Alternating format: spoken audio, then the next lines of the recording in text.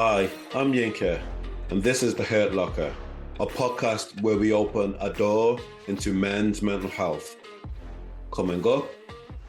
I get a sense then that you're misunderstood sometimes. Yeah, that's a good sense. I'm going to ask you directly. You've attempted suicide, Yes. so you must have struggled with that for some time before making that attempt. And I remember feeling like, I'm running out of options. This whole journey of, living for 25, 26 years, that was at the time, not knowing what I've got and why I'm different. And I was like, oh, wow, there are other people like me. Fucking hell. Did you honestly think that you were alone? I've realized that, I want to share this and I want to help other people. Why do you think it took you so long to open up? You're listening to The Hurt Locker, the podcast that opens a door on men's mental health. And tonight we have stand-up comic and host of the Borderline Podcast Disorder, Levy Lupu. Levy, welcome to The Hurt Locker. Hello, Inka. Thank you very much. I pronounce it right? Yinka, yes. Yinka. Yeah, thank you, Yes. Yinka. Thank you for having me. I'm so excited to do this. Oh, God. Oh, God. So, let's just dive in.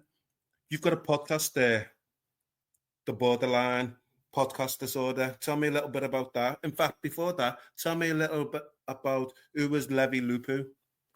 Sure. Well, oh God, that's that's a question I'm trying to find that I'm trying Change to every figure. time.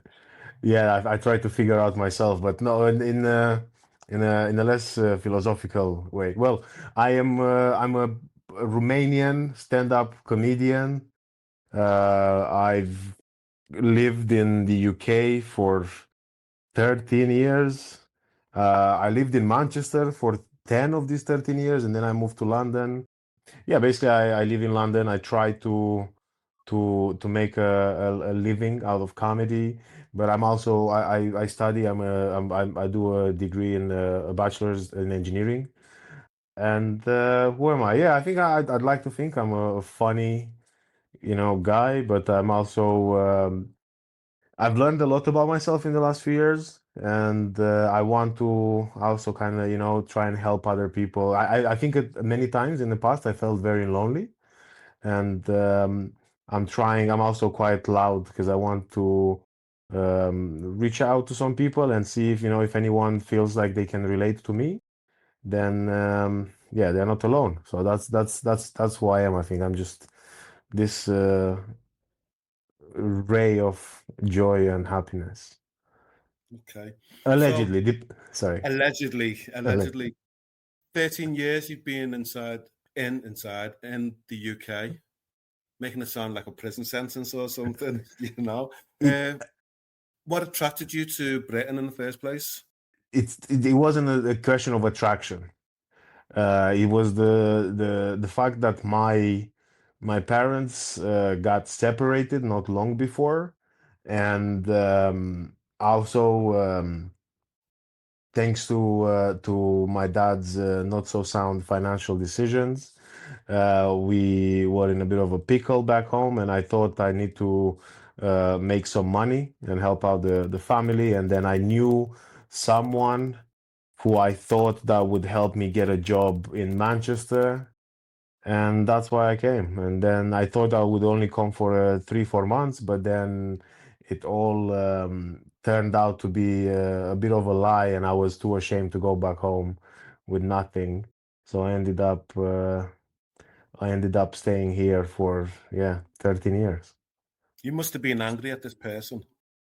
Yeah, well, for years, for many many years, I did. I think now I got into a stage I'd like to say that I don't have enough energy to hate anybody, so I just put them into a place of not caring, or like not wanting to. It's almost like, when you hear that saying, "You're dead to me." Yes. That's kind of where they're at. But yeah, for years I was quite. I think I was, if anything, at the beginning heartbroken. But I was in a bad situation, so I didn't have the time to. I think I only started feeling more angry a couple of years after. Once I managed to like find a house to live in, a job that wasn't, again, like cash in hand. As long as I've learned how to live and I started living properly, that's when I've actually had the time to start hating these people, but not for long, because again, I then got preoccupied with other things. Can I ask, is there a large Romanian community in Manchester? I think it's not very large, but it's large enough. Yeah. I wasn't, basically, let's put it this way. I wasn't surprised if I heard people speaking Romanian. Okay, Yeah. okay. And how did you find Manchester? How did you adapt to the weather, the people, the edginess? I think at the beginning I didn't I wasn't a huge fan. I think because I always I kind of just saw it as a pit stop, you know. And then I got to the point where I was just struggling so much with again, I used to work in a building site for like 10 hours a day, 6 days a week, and I didn't really, again, I didn't have time to explore Manchester. I didn't have time to, figure out what's happening there. And I think, again, for a few years, to be honest, I think I kind of resented it, because Yeah, I could, obviously, it was the place where I've, faced some of the arguably the worst part of my life. But then years later, I actually, and at the time when I left, I ended up actually, loving Manchester. I I didn't, the reason why I left is because I didn't feel like home. I don't think I've never found a place where I actually felt like home. But I do like Manchester, and I do, and again, I grew very, I grew very fondly, yeah, of yeah, it. And I've met people who are now, my chosen family. So okay. I'm very grateful for this. But yeah, when I first got there, it was tough. It was very tough. And but again, I was also not the most open-minded person, In what sense? Tell me more. in the sense of, I think the idea was that, you're kind of, oh, I'm just here for a couple of months. I don't care about what's happening. I just want to do my thing. I just want to go to work and come home. And then it turns out the work wasn't what I expected to be.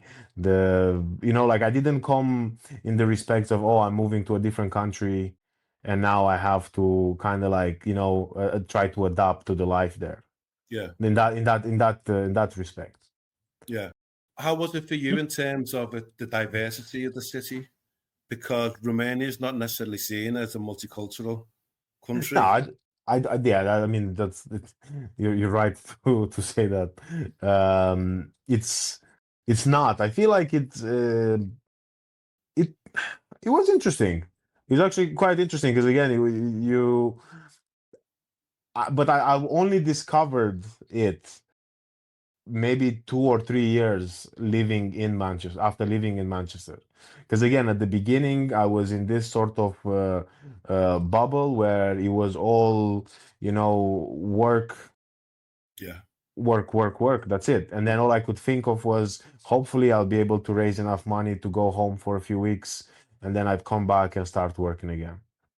And okay. then only once I've managed to escape from the environment I was in at the time, and I got a job in a hotel, and that's when I started to actually meet people from, or like not even meet, because obviously I would see like people from different, or who looked different from me on the street, but I didn't get to speak with them.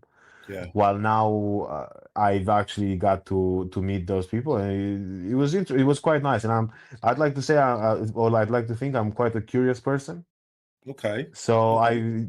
I'm very, I question a lot of stuff, almost everything. In Um, what sense?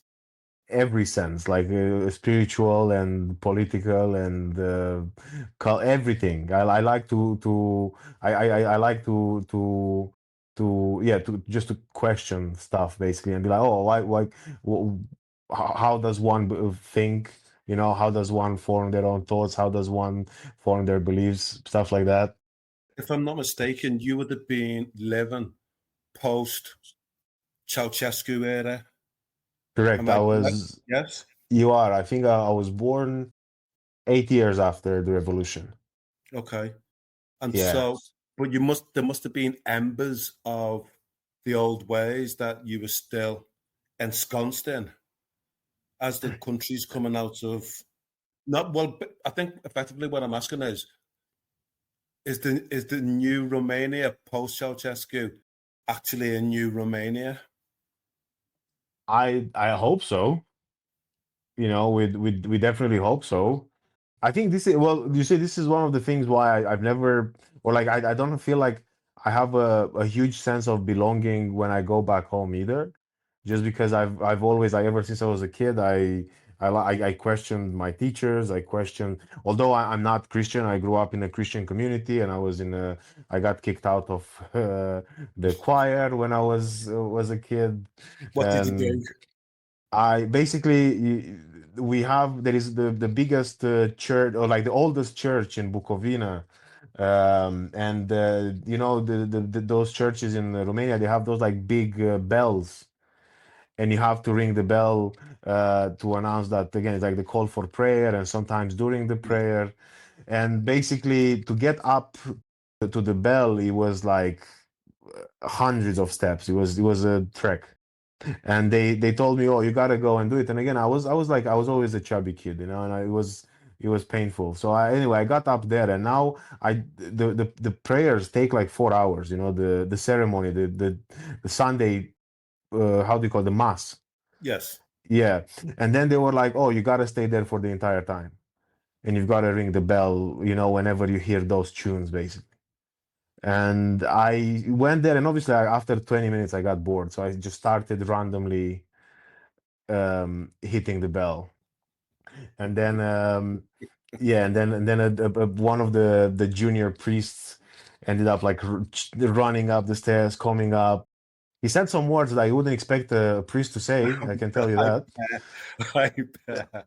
And then yeah, and then I got sent home, and I was too ashamed to tell my mother, and for almost a year I used to still leave the house on Sunday morning and just go and hang out in a park while the service was on. And then one day, I think it was like Easter, when Come my to mom mass. my yeah, because my parents weren't religious. They were just trying to like fit in with the community. So my mom would only go there on Easter maybe. And then, yeah, this one time on Easter, my mom goes, and then she ends up to see the priest who was in charge of the choir. And my mom goes like, "Oh, I just want to say thank you for, looking after my son." And the guy's like, "What, lady? What are you talking about? This guy's not been here for ages." And then, yeah, and then I remember my mom just looking at me in disbelief, and then we had a chat when we got home. I'm sure you did. How old were you Yeah. then? God, it must have been maybe 10. Okay. So you were a bit Yeah. of a rebel then? I wouldn't even say, because again, like, I just sat in the park. I used to sleep on the bench for 3 hours and stuff like I wasn't again, I'd like to, I didn't do it on purpose, or I'd Yeah. like to believe I didn't do it on purpose. Okay. Was that, I get a sense then that you're misunderstood sometimes? Yeah, that's a good, yeah, that's a good sense. Okay. Tell me, did you say Bukovina? Were you born and raised there? No, I was born in another city called Botoșani. Well, in a village outside this city called Botoșani, and then my birth giver uh, gave me away when I was 8 months old to her mother, and then my mother, who remarried in this place in Bukovina, took me, and I was raised there. But again, I was also 8 months old, so technically I was born and raised, because I don't know any other way. I'm just firing in my head loads of different thoughts and questions. But it was that when you said about not belonging, not, I don't know, not having. Do you have a home, a sense of, yes, this is where I should be? Mm, no, no, not yet. Anyway, If you don't mind me saying, that feels a bit sad. I think it does, but I also, it's a feeling that I lived with for many years, and I think I made peace with once I came to London. And look, now, for example, I'm in a very good, place where I'm engaged. Okay. I share a home with my wife to be, and we are very, very happy, and we are thinking, oh, happy. We are have our own struggles, but we are looking forward to start a family together and things like that. And again, I feel like, London feels like home because she's here, and because our like literal home that we've got is here. But I'm already thinking about, like, oh, where are we going next, or like what are we gonna do next? Is I she Romanian herself? No, she's from Yorkshire. She's from She's Yorkshire, she's from York. She's from Hull. Yes. from Hull. How did you meet? Hinge. How did you meet? Meet? Hinge, the dating app. Oh, hey. Hinge, Oh, sorry. My bad. Hinge. Hinge. No, my bad. I guess you're graced by the hands of God to not have to deal with it. So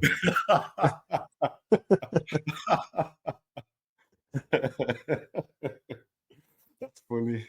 That's funny. So, London then, it's your home for the past 3 years. That's different to being up north, yeah, it's in many ways, yes. but you like it. I'm content to it. That's interesting response. That's an Yeah. interesting response. Okay, we'll probably come back to that. Tell us a little bit about the borderline podcast disorder. Well, it's a podcast I started because well, I was still going through something called dialectual behavioral therapy, which Okay, is the sort of BPD, yeah. yeah, with the therapy that people who are diagnosed with BPD are told to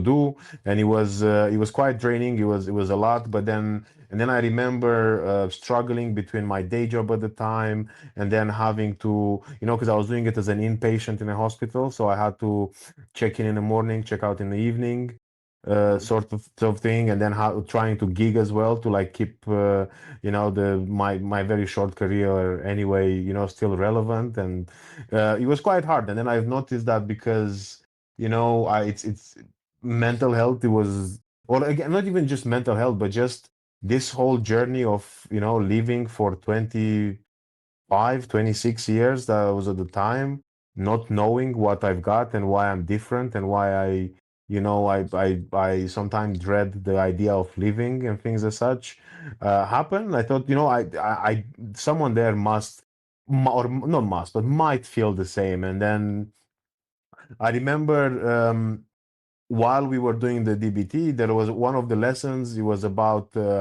finding something that gives us meaning to our lives, and it was about the values that we have. And I've realized that I want to share this, and I want to help other people because I was quite close to ending my life much shorter.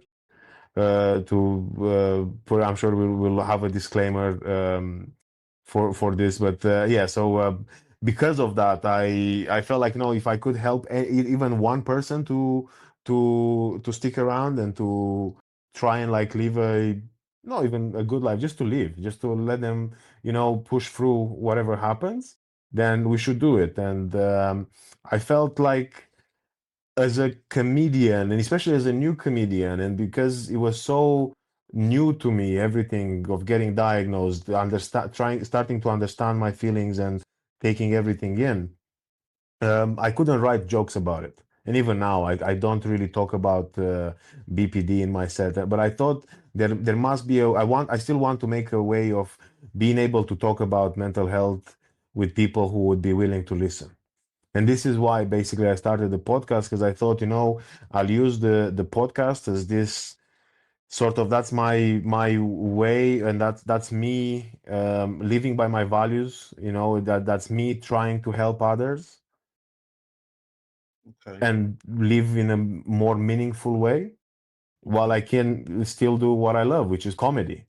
But because again, I've kind of feel like, yeah, at the time I feel like I don't have the strength and I don't have the energy to talk about BPD in a way that, I can make it funny. I can make a joke about it.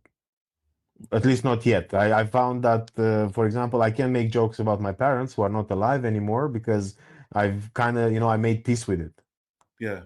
It's interesting because we've had quite a few comedians on and they do talk about their mental health and the struggles that they've experienced. And I'm going to ask you directly, you've attempted suicide, Yes. and was that just the once or was that several No, it times, was occasions? several occasions. And the first time you attempted, how old were you? Were you in this country or were you, No, was back home, 13. how old were you? 13. 13. Yeah. So you must have struggled with that for some time before making that attempt. Yeah. Or Yeah. yeah. And what support was made available for you? Or was anybody aware that you'd had attempted to end your No, life? nobody knew uh, until I said it during, I think, in 2020 or 2021. So about 10 years later. And that's because I had another moment when, everything like we were in lockdown, and I had too much time to think about too many things, and that's when I had another basically escalation.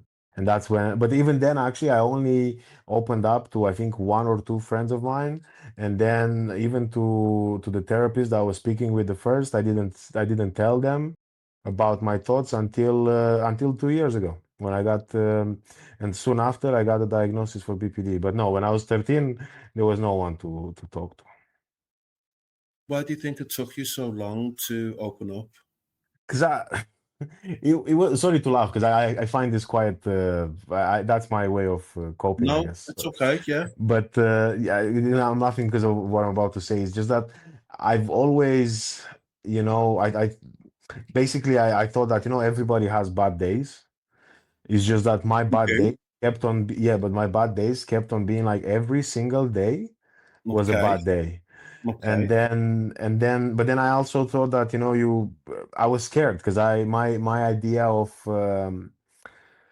again, like, because I thought, okay, fine, I can speak about my mental health now, and I can say that I'm sad, I can say that I'm mourning, or I can say that I'm in grief, or I can say all these things. But to recognize that you want to end your existence is quite you know big.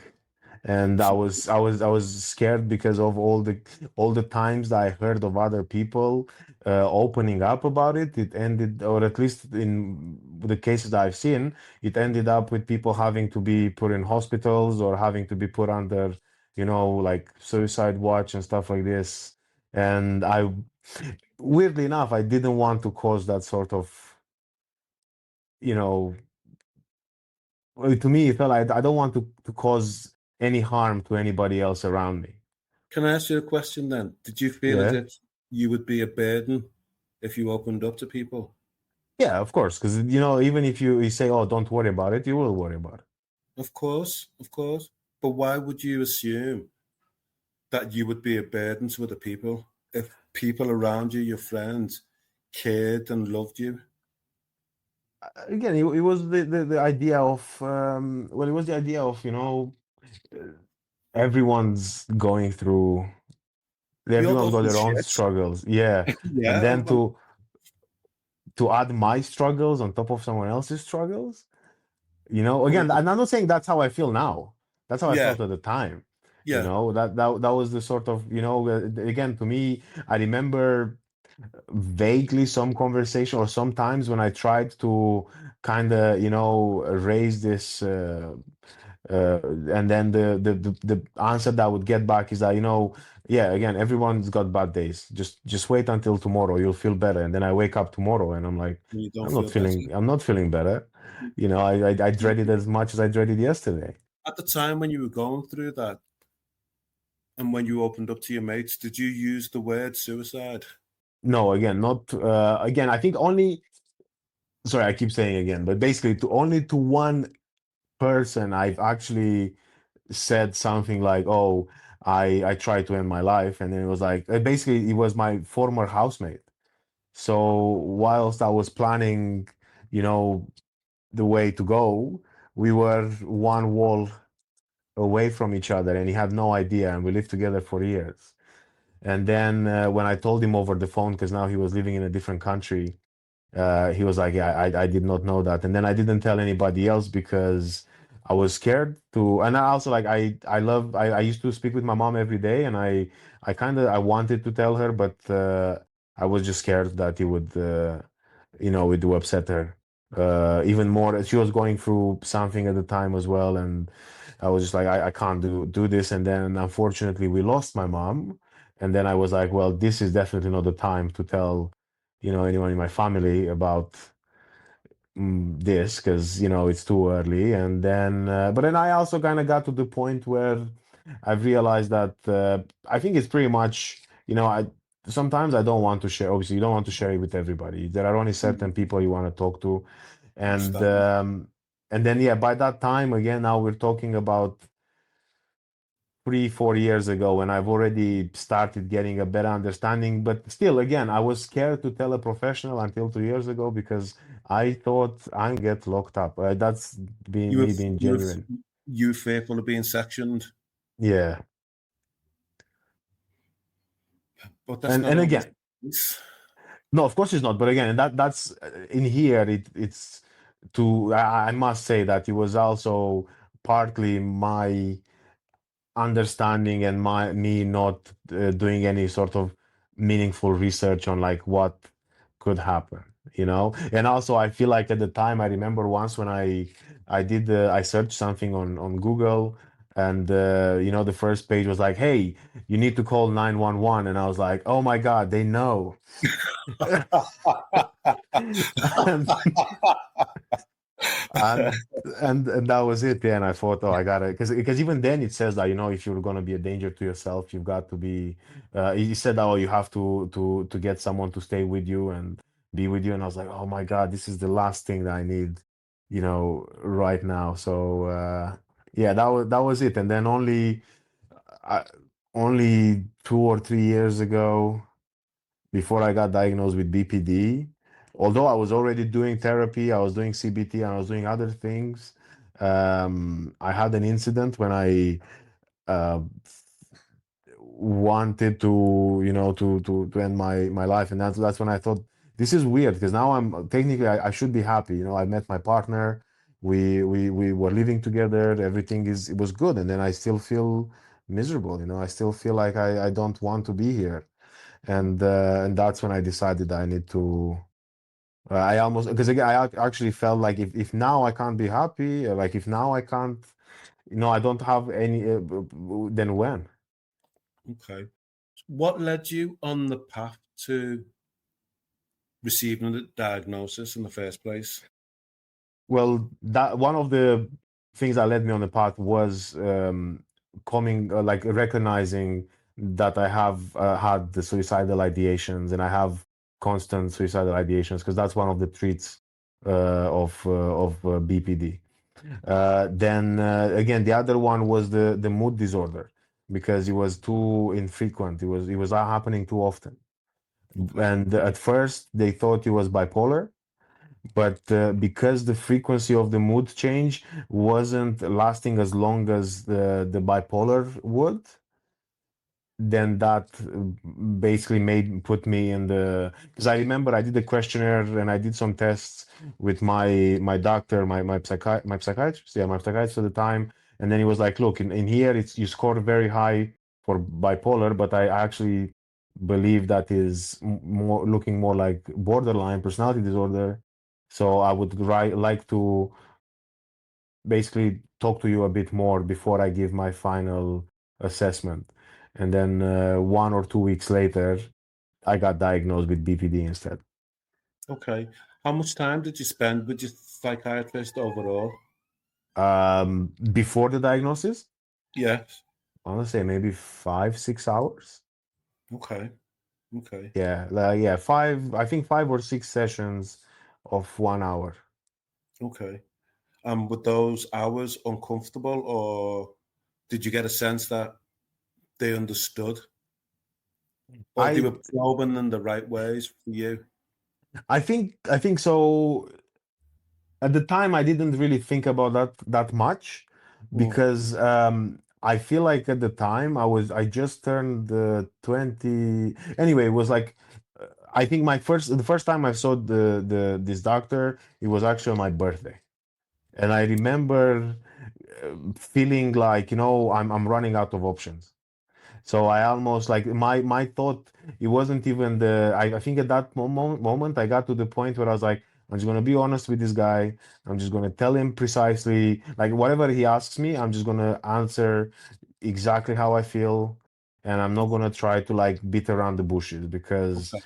I felt like, what, I've done it for years, but I didn't say to what extent I was suffering, quote unquote.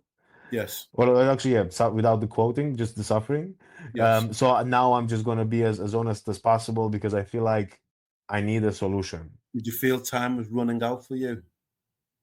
I feel like I was just tired because I remember I think it was like my 25th or 26th birthday, and no, 26th birthday, yeah, and I was like, now when I turn 26, this means that at least half of my life, because again, I remember since I was 13, or like since I was 12, feeling miserable, then that's already more than half of my life feeling miserable, and I'm only 26.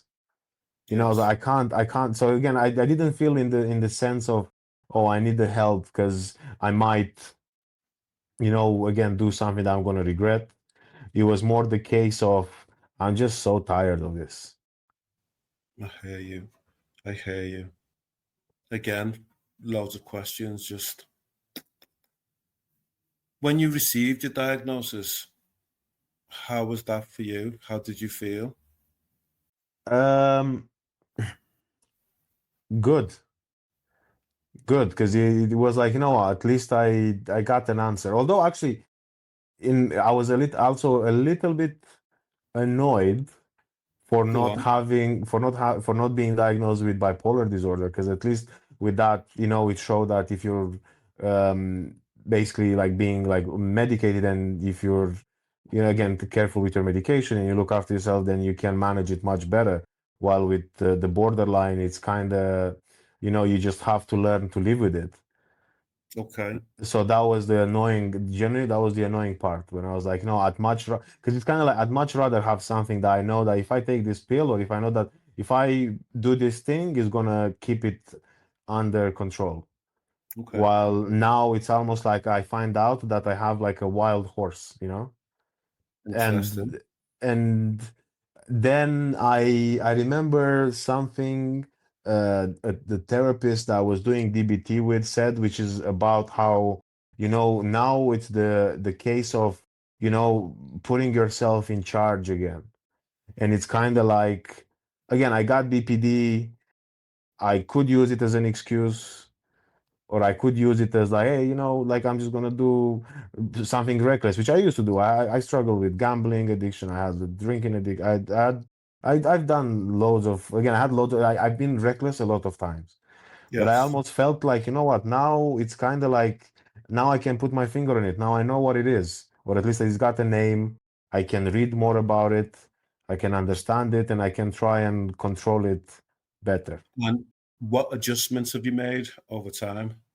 I think the main ones were just trying to again, yeah, just trying to not act impulsively. That's the biggest one by far. How easy? How I easy is that? it's not easy. I think even now, you know, I still want to do, I still want to be reckless sometimes. But this is the thing now, because I acknowledge where the recklessness is coming from, and I almost feel like, if say sometimes you get like worked out, like you see it in a movie where someone gets worked out and then just punches a guy in the face, and he's like, oh, I just got worked out. Now it's almost like right before I want to throw that punch, I'm like, you know what, I acknowledge the where this is coming from, so I can not say after that, oh, I didn't know what I was doing. Absolutely. You haven't got any and excuses now. and then exactly, and now because of that, I feel like it feels annoying sometimes, because I wish I could just, Pandora's box out now. sometimes I sometimes I wish I could and just be like, it happened. It's just the way it is. And yeah, I can't do that. Yeah, that's the thing. Yeah, I can't do it, because I think about it and I'm like, no, I'm gonna regret this later. Absolutely. We've got a question here, and this is from Benson. I hope I've got that right. Have you spent time with other people with BPD, and has that helped you? And how has that helped you feel about yourself after the diagnosis? Yeah, of course. So basically, the way DBT works is that you get into With it's a group group setting? therapy. Yeah. Exactly. So that's already the answer is yes. I spend time with the people who are in the session with me.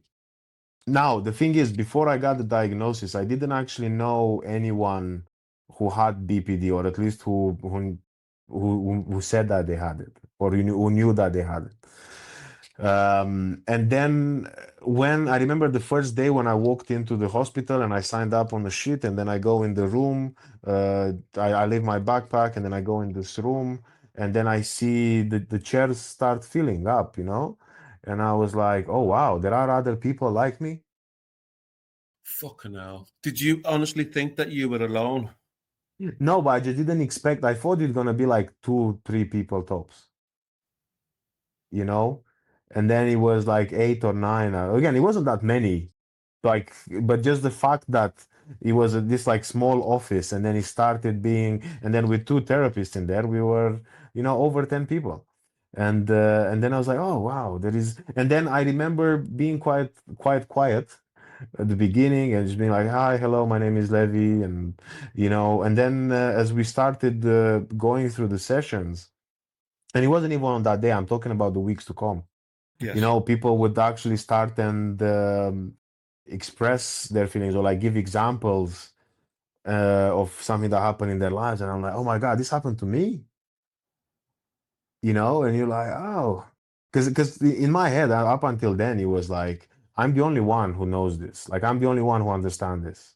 Nobody else will understand how I'm feeling. Like, when I always felt like one of the biggest lies was when I would tell people that I feel like I'm just tired with living. I'm tired with doing this, and people be, oh, I understand. I'm like, how do you understand?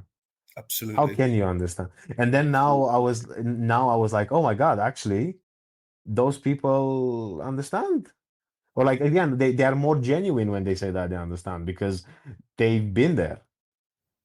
So yeah, that's how it felt. And then from the group, I still there are a couple of episodes of on borderline podcast disorder with some of the people that I did DBT with. Okay. And then what else I was going to say is that, and then actually with one of them, I ended up being very close, and we stay in touch. We see each other every few months, although we're both, quite busy.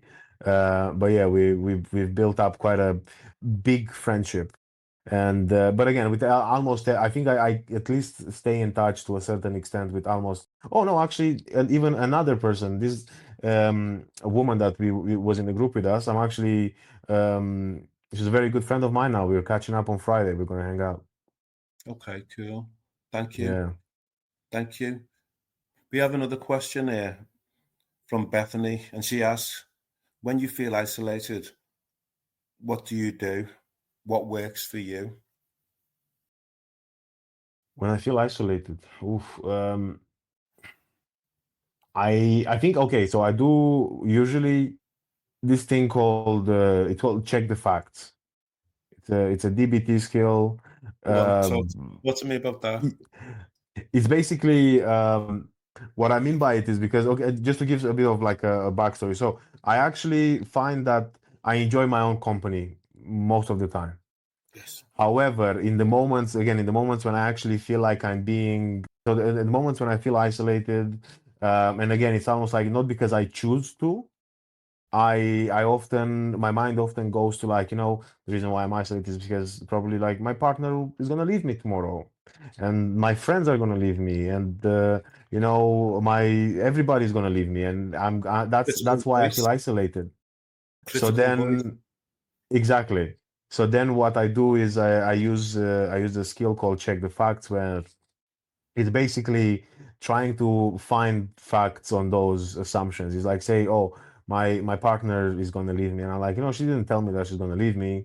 She, we still have the council tax to pay next week, and she did send me the money to pay it. So she's clearly, involved in this relationship as much as I am, and she knows it's not that easy since we've got mobile phone contract, together and stuff.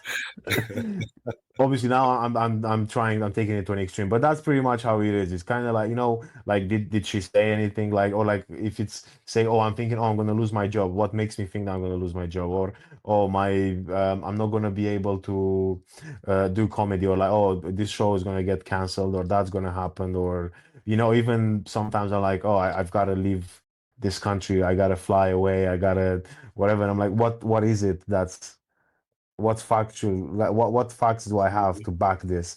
And then I go to a point where I'm like, this was, I overthink this, I didn't, that wasn't right, and I laugh about it, and then that's it. Yeah. On that note, have you had to change your diet in any way? Diet, no, no, I look after myself more, and I take like supplements and vitamins, and but again, it was a choice. It wasn't I wasn't made to do these things. I do have to look after my stomach because I think again, the high levels of stress and stuff like this do impact quite a bit, how Yeah. I digest. But again, it's not necessarily because of BPD. It's just something that I've learned about myself. Where I was like, I get like constipated for like all the time and stuff like this if I don't look after myself. And then so I have to make sure that again, I'd say I cheat a little bit because I don't necessarily eat what's right. It's just that I take the supplements to make up for, all the crisps that I'm eating and stuff like that. It's not meant to be a crap question, but what does living mean for you? Living. This is I think it's a tough question. Uh, okay, living, I think it's what I'm doing now, getting by and, trying to be a part of the society and trying to, bring something like contribute Okay. to it. And yeah, I think the acknowledgement that, we again, it's good to lay something, behind. I Okay. think that's because again, like I feel like as a society, I think our existence is pretty much we exist as a humanity rather than as individuals. So it's about The trying to collective. yeah, like pave it forward sort of attitude. Yeah. But then if it's about good living, I'd say it's surrounding yourself with people that you love and love you, and being grateful of the good things that are happening, and being content and powering through the worst things, and being somewhere near a place where you can play golf and just play golf all the time. You play golf as well. Yeah, I love golf. Yeah. You love golf. Okay. All Yeah. right. Interesting. What does love mean to you then? What does love mean to me? It's it's something that even when it's bad, it feels it's worth it. It's like with, Unpick for that for example, me. Yeah, like look, for example, with comedy, like I love comedy, but even when I have the worst gigs in the world, or even when I have to be like in the sweatiest places to get to a gig, I don't love that. But because I'm going to do something that I love, it makes it worth it. It's like, the way I feel about again, like about my oh, look, about my kitties. I love my cats so much. We're going to ask about your cats in a little bit. Well, this is what love means. It means that you will accept whatever it is. You will accept the downsides. You will accept the lesser good moments Yes. because you feel like it's worth it. Okay. If you again you love, I don't know, that's why I kind of like, I used to be a huge like football fan. Now I just like it because I don't feel like it's worth That, losing that my emotional investment. Yes. Who do you yeah. But then support? I Don't say have a Man. mixture of. No, absolutely not. I think if there is one thing that I took from when I lived in, so I like Liverpool. Of course you do. Of If I course you do. were to, Why? but this is, sorry, Why? why? So I wrote something about it a couple of days ago because so when I was a kid, Steven Gerrard was like one of my heroes. And that's because one of my neighbors who was a maths teacher, then I used to hang out with him a lot because he was this older man. He was in a wheelchair, so he would only just like pop out of the building and just hang out. And then I used to hang out and speak with him a lot, and I used to talk with him about football and about history. And bear in mind, I was like only like 7 or maybe 8. But he loved Liverpool. He was a huge Liverpool fan. And I think that's why I got into liking Liverpool.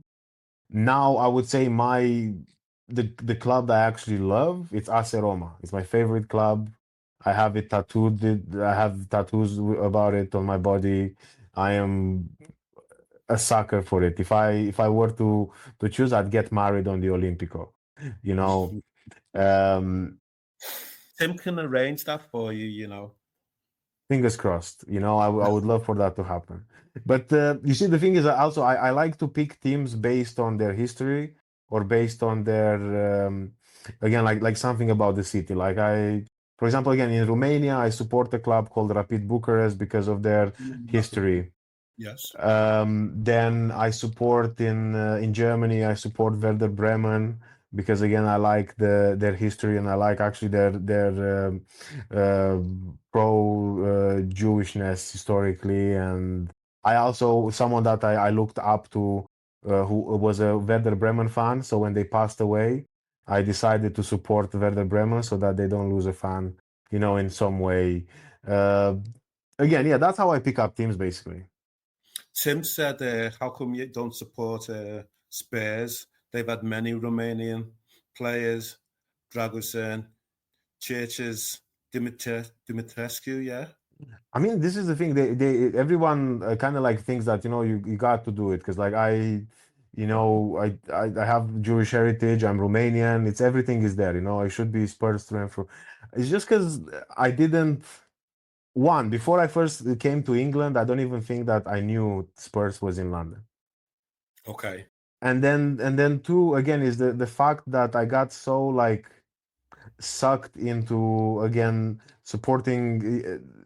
Actually, yeah, I was obviously supporting Liverpool beforehand from Romania and supporting AS Roma. Then uh, Spurs was I liked Spurs. Like I still remember the time when they qualified to Champions League for the first time after many years, and After it many, was many because years, after yes. many, many, many, many years, after I think was Ledley King who cleared the ball. No, Gallas was William Gallas who William cleared the Gallas, ball. Yeah, who cleared the ball from the goal line, pretty much like how Mickey van der Ven did it in yes, the yes. in the Europa League final. I remember those things, and I remember watching Spurs. I remember liking the kids.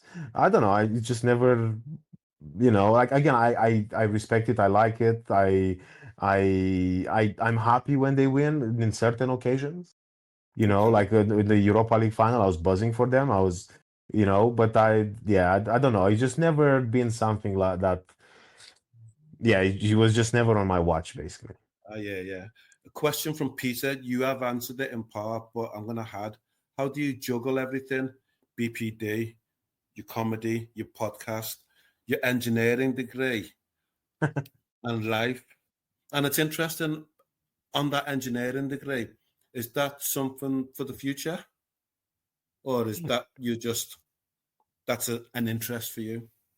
No, I think it's because I would love, again, if I were to choose the life that I want to live, is I would love to do comedy, speak about mental health, and like help other people with mental health, and that would be it. But the reality is that that might not happen.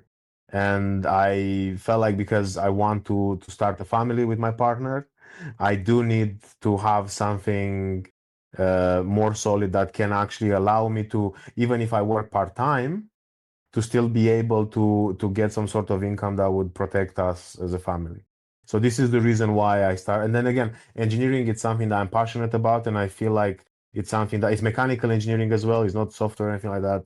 And it's just Okay. something that I'm interested in. And I thought, you know what, if I do this degree, then I could get a job, even if I do like a contractor job with, where say I work 6 months a year in this, I can still help out, and I can still make a decent living, so that Yes. I can then focus and not lose money, like not feel like I'm hanging on by a thread, or like I've got to wait for comedy invoices to be paid and stuff like this. So that's why I chose engineering. Now, to answer the question, um, I think again it gets tiring sometimes. I gotta be honest with you, and I do.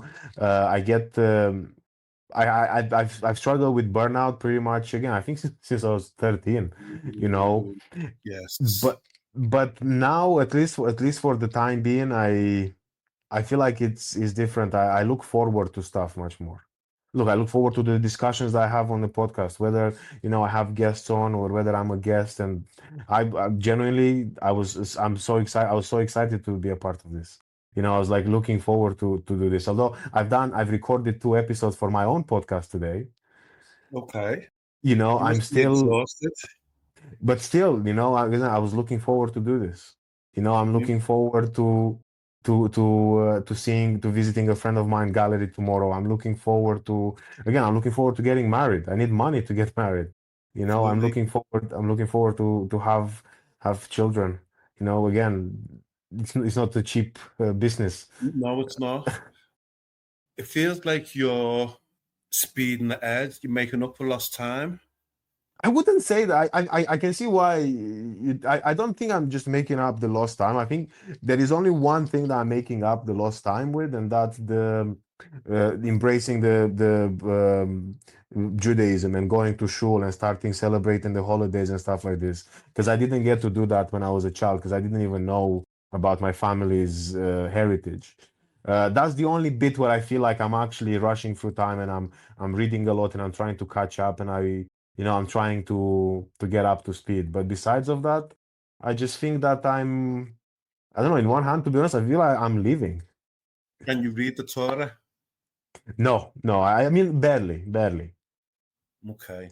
barely. I Okay. can read if you want, I can read maybe like 3 or 4 specific words, which mostly Shalom, Shabbat, and Eloheinu, and that's it pretty much. And then if the Torah was only these 3 words, then yes. Okay. Something light. Your cats, Sama and Pickles. What do you like about them? Everything. Everything. They are this like joy. This. Oh, I feel like every time you see a meme, and you're like, just some millennial who's going through stuff and thinks that a cat would fix everything. That's me, Your face changed when I asked you about them.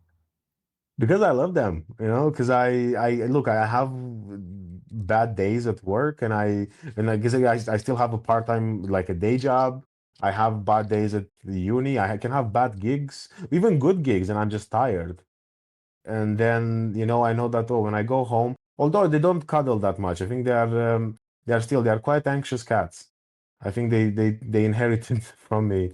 Um, they don't cuddle that much, but just the fact that they are around the house, just the fact that I can like stand up and I can go in the bedroom and they have a little corner bed and I can go and again give them like a cuddle.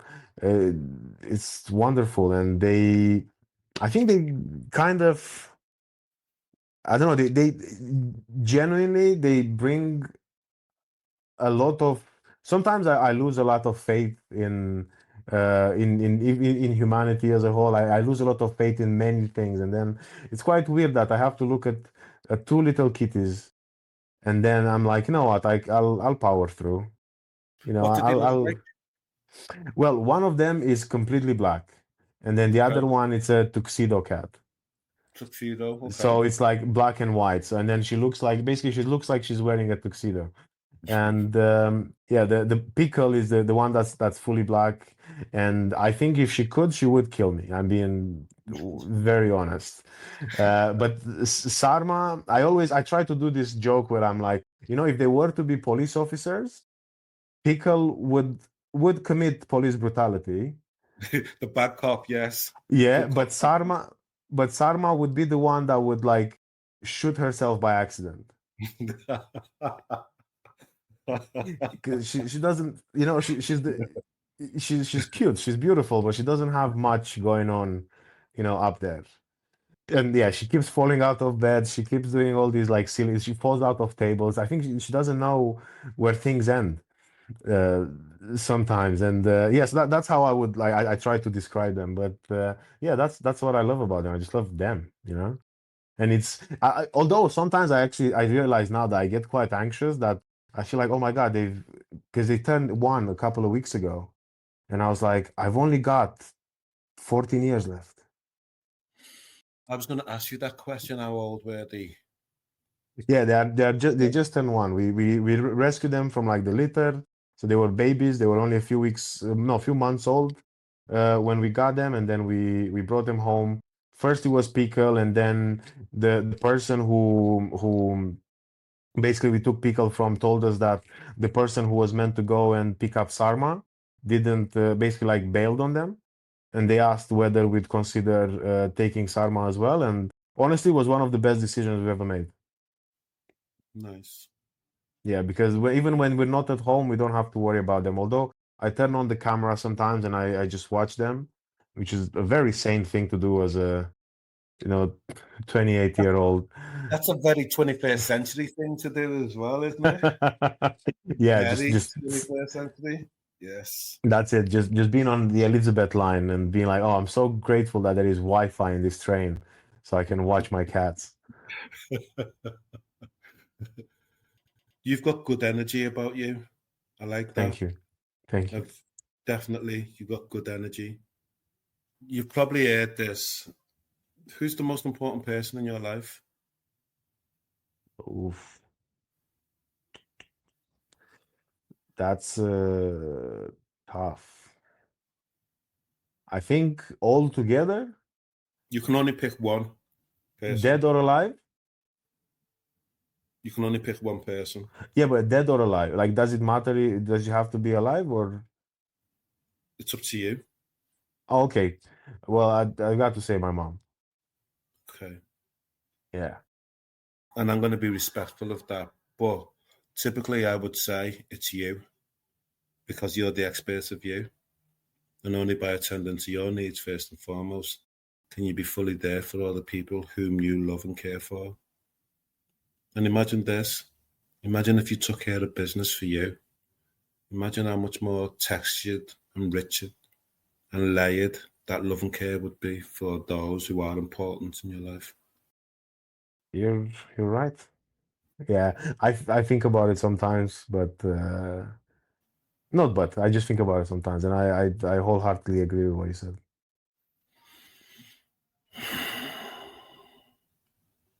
Levy Lupu, it's been a bloody honour and a pleasure to have you on the Hurt Locker. Pleasure was Really mine. appreciate it. Please look after you. Okay? Thank you. Yes, thank you so much, Inka. For everyone who's been listening to this or even sees it as a snippet on or clip, reel, however, whichever format you see it as, make sure you check out the Hurt Locker Pod YouTube channel, and just make sure you follow the podcast on any platforms you engage with. Inka and Tim, they are doing brilliant work, and I'm a fan of the podcast, so why wouldn't you? The Hurt Locker is a safe space for our guests to openly share their mental health experiences. If you have been affected by any of the content in this recording, then please reach out for support. If it is an emergency, dial 999. If you would like to talk to somebody today, then please call the Samaritans on 116 123. Stay safe. Thanks for listening to this episode of The Hurt Locker. Please give us a rating or share with another listener. You can also follow us on Instagram and Facebook at The Hurt Locker Pod.